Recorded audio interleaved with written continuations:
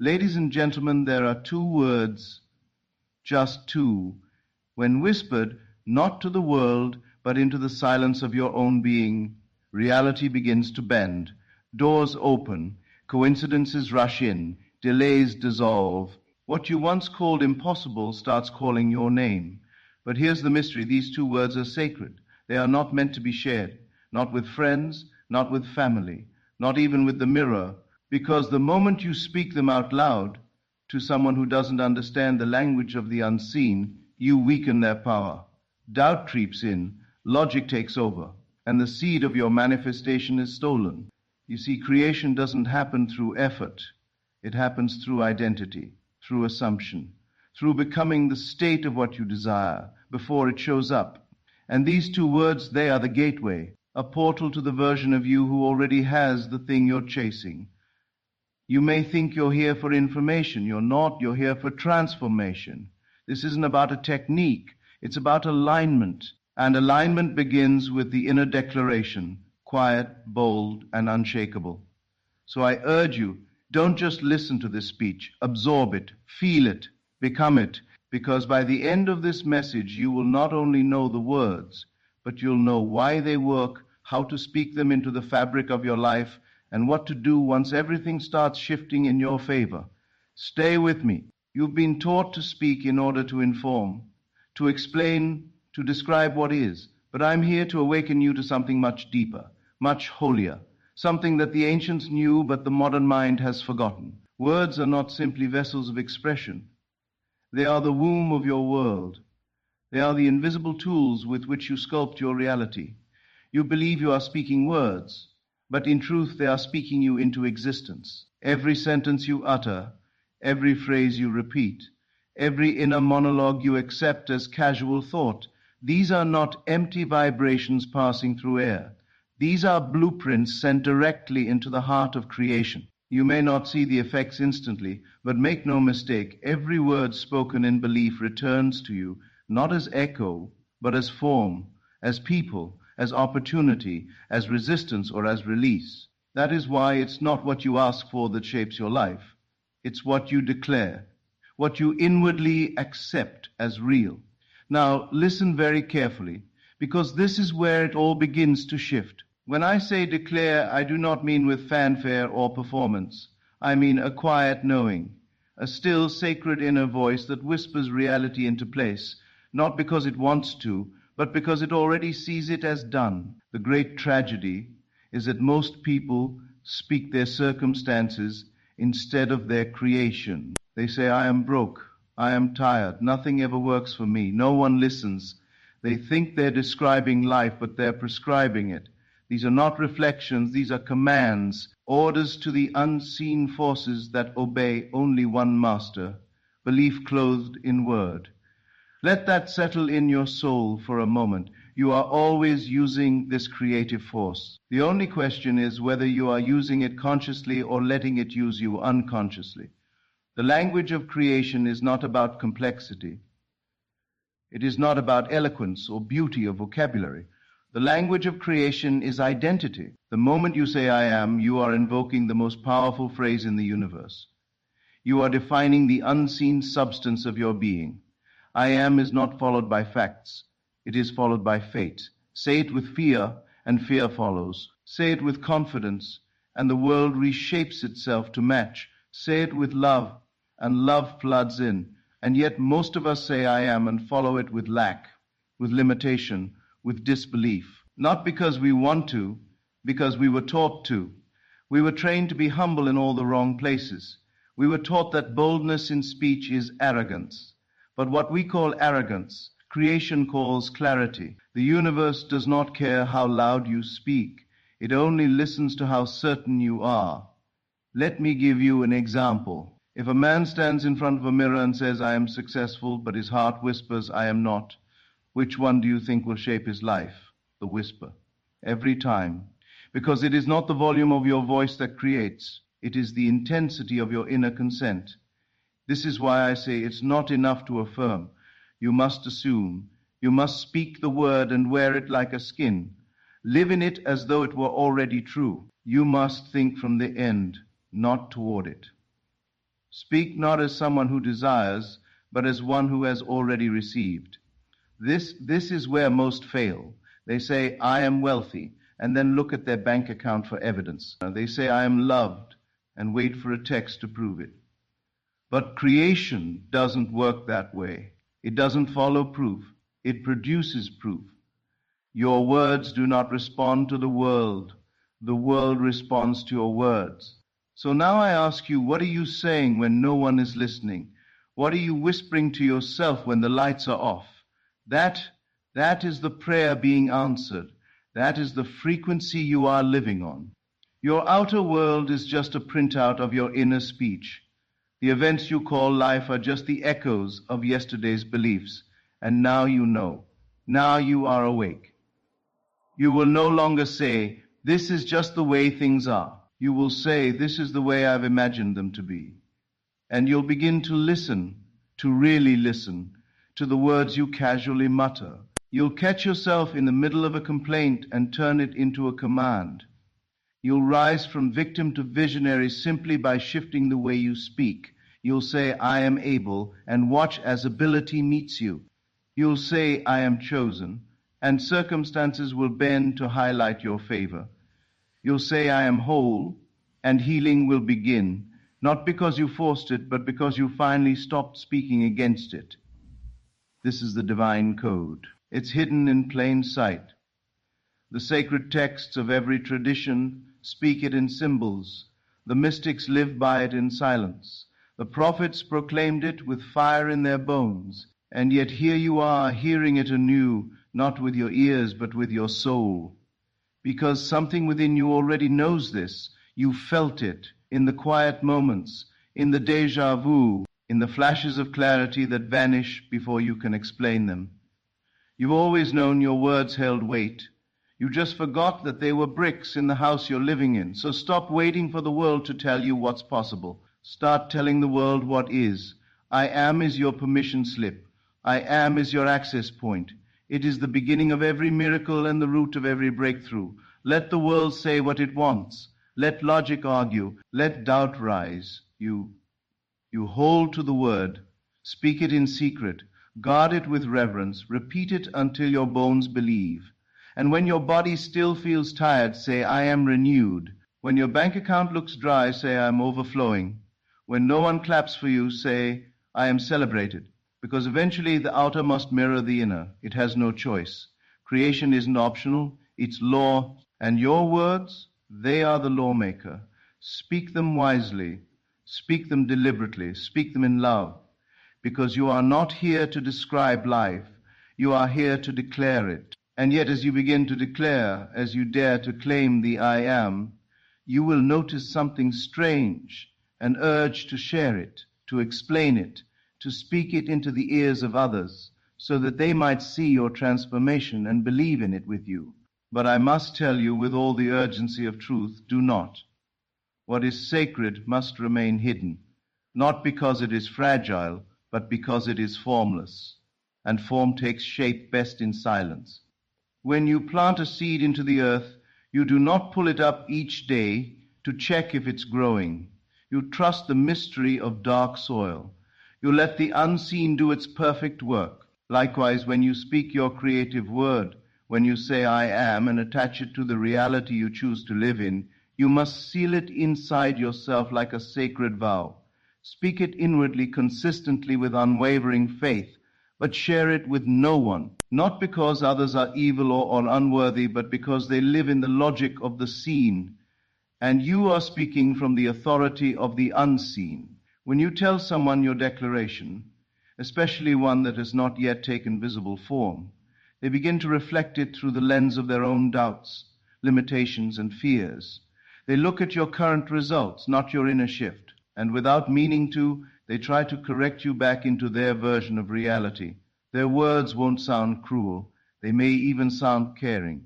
But make no mistake, every seed of doubt they plant becomes a delay in your manifestation. You do not need external approval for an inner truth.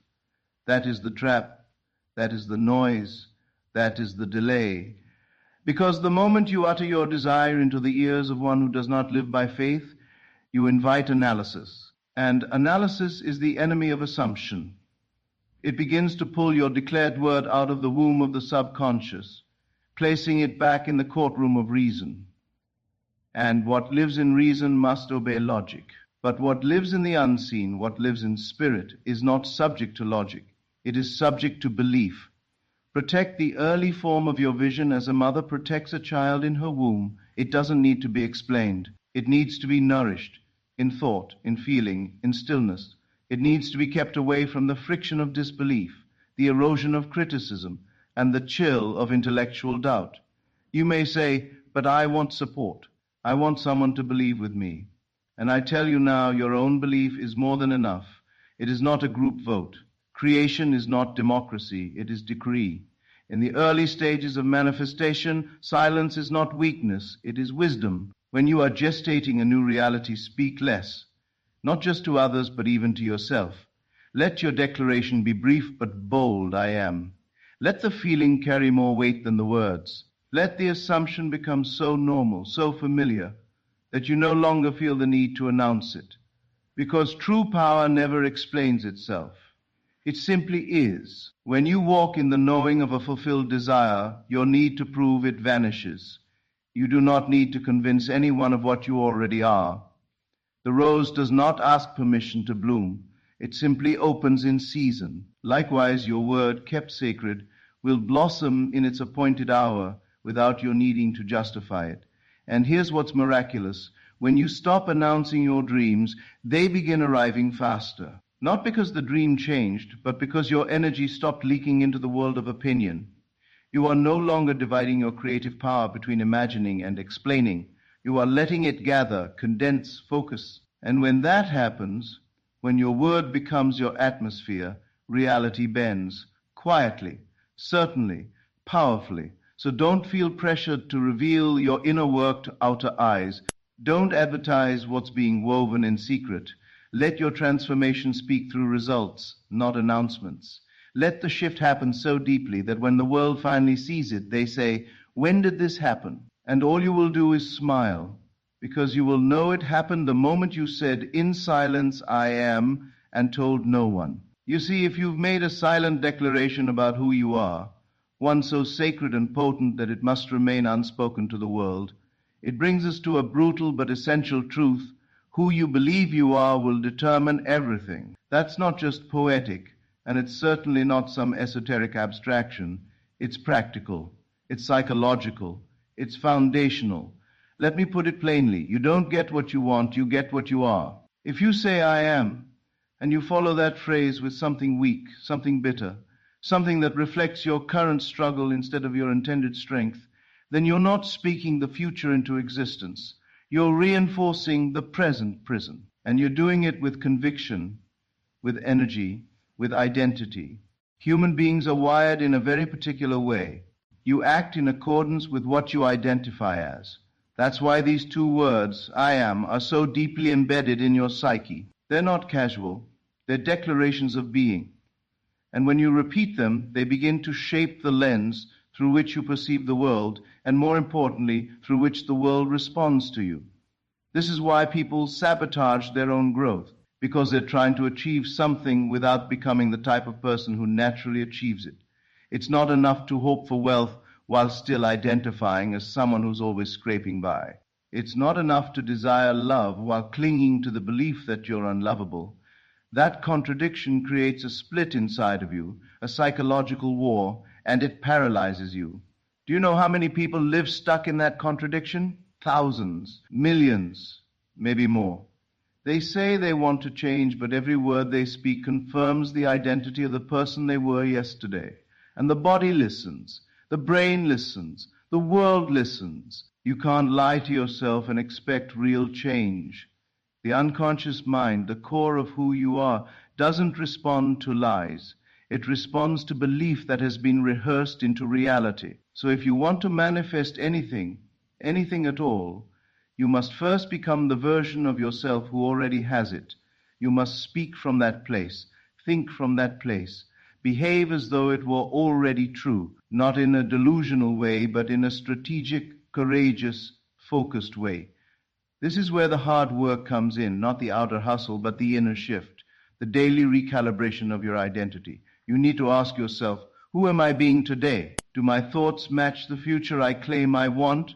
Are my habits aligned with the kind of person I say I am? It's tough, and it's sobering, because most people want the result without the reconstruction. They want the fruit without growing the root.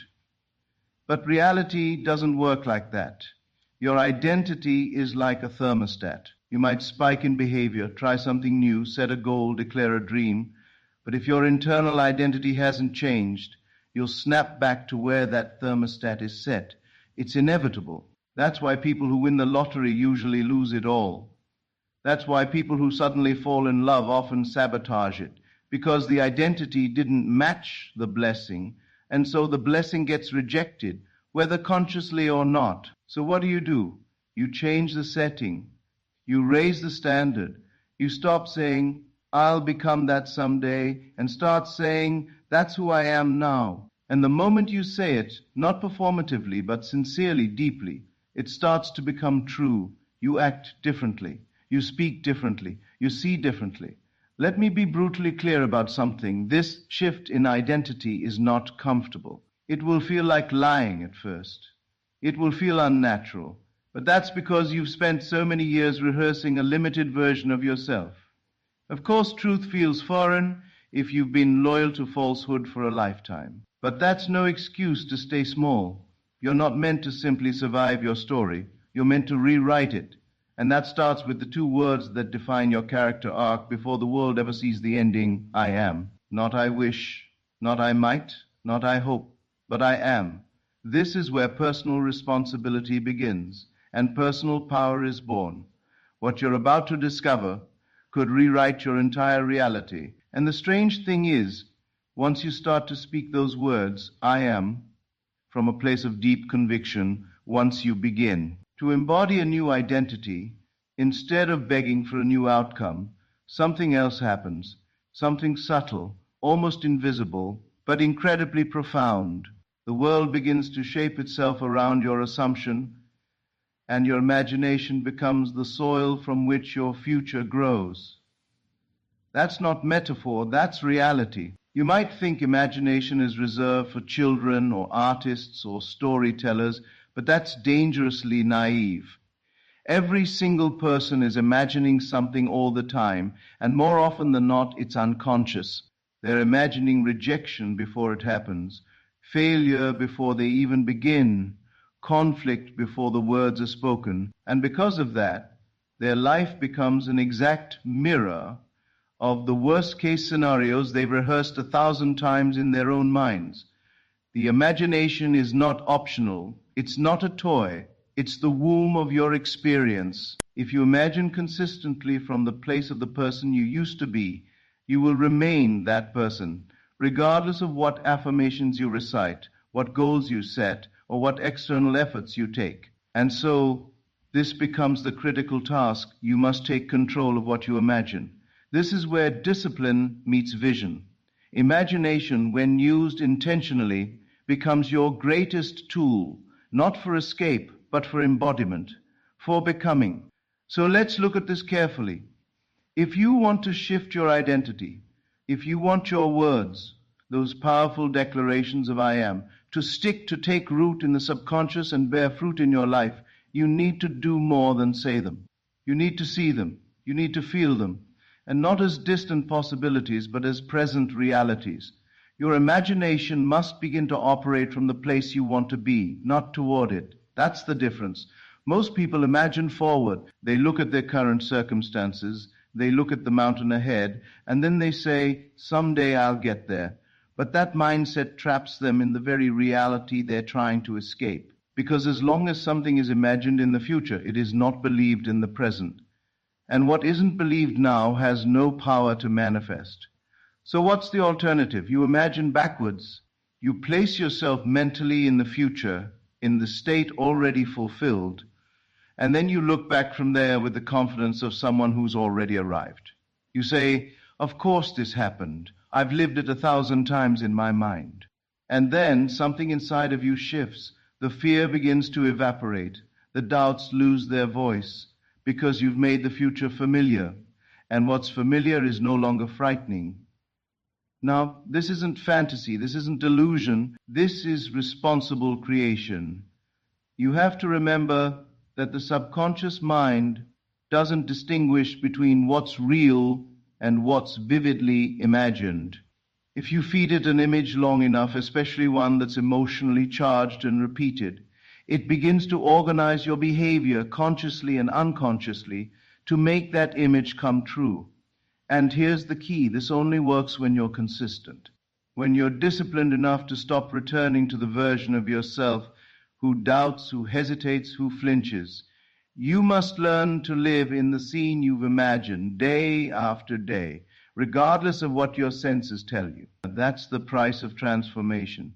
Because there will be resistance. You'll be tempted to check the mirror, to look at the numbers, to ask for reassurance. But the mirror can only reflect the previous state of consciousness, not the one you've just stepped into. The world is slow to catch up, but it always does. The question is, will you hold the vision long enough for it to catch you? If you fold too early, if you abandon the imagined reality because the outer world hasn't yet conformed, then you've trained your mind to believe that only the visible is real. And in doing so, you sever the link between imagination and manifestation. But if you persist, if you stay in the inner movie long enough for the world to change its script, you'll witness a shift so staggering, so undeniable, that it feels like coincidence or even fate. But it's not. It's structure. It's cause and effect. It's the direct outcome of deliberate, disciplined inner vision. That's the real power of imagination. It's not fantasy, it's rehearsal. And your life, whether you like it or not, is the performance. Now, once you've rehearsed the inner vision with enough precision, once your imagination becomes the space you live in, rather than just something you visit occasionally when the world gets too loud, something incredible begins to happen. You'll notice a shift in your perception, a kind of internal recalibration where you stop reacting to life as though you're trapped inside it and start responding as though you've stepped outside of it. And in that space, in that moment, you begin to experience something that most people never even realize is possible, a shift in consciousness. It's not just a new thought. It's not just a better habit. It's an actual shift in the dimension of identity you occupy, and it's terrifying. Because to move from who you were to who you're becoming requires leaving behind everything that felt solid, even if it was miserable. That's the irony of transformation. People say they want change, but they cling to their familiar misery because it feels safe. But once you start stepping into this new space, not by force, but through repetition, through declaration, through imagining from the end, your consciousness begins to take on the texture of the life you've imagined. You stop trying to achieve the new life and you start inhabiting it. That's what creates the real results. This isn't magic. It's structure, it's order, and it's built on a foundation of assumption. Assumption isn't wishful thinking. It's a kind of inner posture. It's the decision to walk, speak, think, and act from a state that hasn't yet shown up on your calendar, your bank statement, or your relationship history, but that already exists in the field of potential. And that field is real, more real than what you're experiencing right now. Because what you're living today is just a delayed reflection of what you previously accepted as true. So the critical question becomes, what state are you assuming now? Not occasionally, not when you're inspired, but habitually, unconsciously, reflexively. Because that assumption is doing more to shape your future than any plan or checklist you've put on your vision board. If you assume lack, you'll manifest lack, regardless of how many opportunities are presented to you. If you assume rejection, you'll interpret every silence as proof that you're unwanted. If you assume powerlessness, then even in moments of strength, you'll second-guess yourself back into weakness. Your assumption is the lens, and the lens controls what you see, how you interpret it, and how you act upon it. People often ask, how do I change my life? The better question is, how do I change what I assume about myself and the world? Because you can't change what you keep assuming to be true. You'll just keep returning to it like gravity. And this is where responsibility comes into play. Brutal, uncomfortable, liberating responsibility. You are not responsible for everything that's happened to you, but you are responsible for what you assume about yourself in response to it. That's the line between victimhood and authority. That's where sovereignty begins. So, how do you assume something new? You practice. You stop waiting for evidence. You stop measuring your worth by external confirmation, and you start rehearsing the internal alignment with such commitment that reality eventually has no choice but to follow suit. You sit with the new version of yourself in silence. You imagine how they speak. You practice how they walk into a room, how they handle conflict, how they respond to doubt, how they invest their time. And then you start living from that, not all at once, but steadily, relentlessly. And it's uncomfortable because you're going to feel like a fraud. You're going to feel disoriented. But that's good. That means your old identity is being disrupted. That's the necessary chaos before the restructuring begins. And if you can hold the assumption long enough, despite the evidence to the contrary, despite the discomfort, despite the pull to regress, you'll eventually feel it settle inside of you. You'll no longer be reaching for a future self. You'll be standing in it. Because assumption, when sustained, becomes identity. And identity, when embodied, reshapes everything. And once that identity settles, once the new assumption hardens into a quiet certainty, you face a final, often overlooked challenge. It isn't about effort now. It isn't about vision. It's about protection. You have to protect the seed. You've spent so much time speaking the new words, imagining from the end, assuming the state of the person you're becoming. And now, just like a sprout pushing up through the soil, your new identity is vulnerable. And if you're not careful, you'll let the weeds of old habits and opinions choke it out before it ever gets the chance to bear fruit. That's the part no one tells you. Everyone's excited to plant the seed. Everyone wants the outcome, but very few are willing to stand guard while it's still fragile, while it hasn't yet bloomed, while there's no applause, no results, no external proof to justify the inner change. And this is where the test begins. Because right when you're doing the right thing, declaring I am, assuming the outcome, seeing yourself clearly, that's when the doubt comes. Not before, not when you're buried in chaos. It comes when you're close. It comes when you're finally aligned.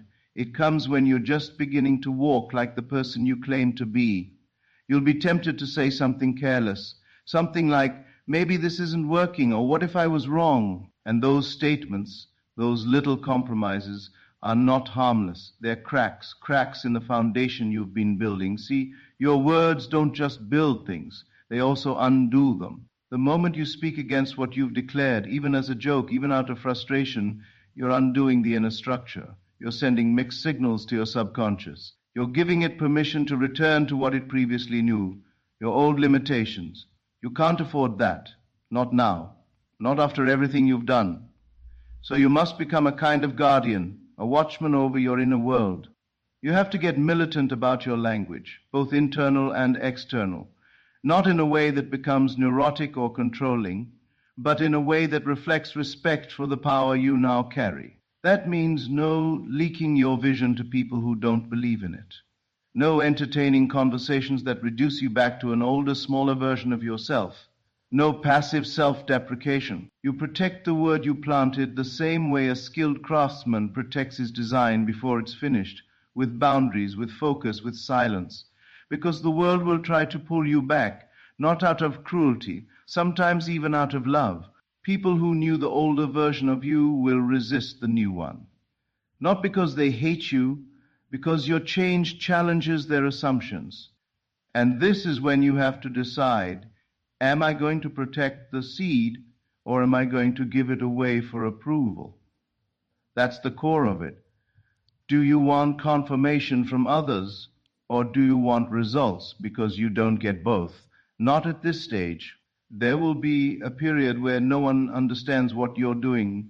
They'll say you've changed, that you're being distant, that you think you're better. Let them say it. Let them misunderstand you. You're not living for their narrative anymore.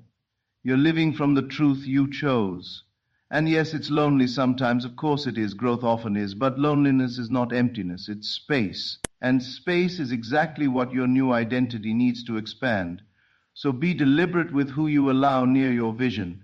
Be ruthless about what you consume, what voices you listen to, what ideas you rehearse. If it doesn't build the version of you you're becoming, it doesn't belong in your mind. You protect the seed not because it's weak, but because it's becoming. And anything becoming must be shielded from forces that would rather it stay buried. So you speak less, you listen more. You walk quietly but with conviction, and every time the doubt comes knocking, and it will, you remind yourself you've already spoken the word. You've imagined the end. You've assumed the identity. Now, all that remains is to guard the growth. Thank you.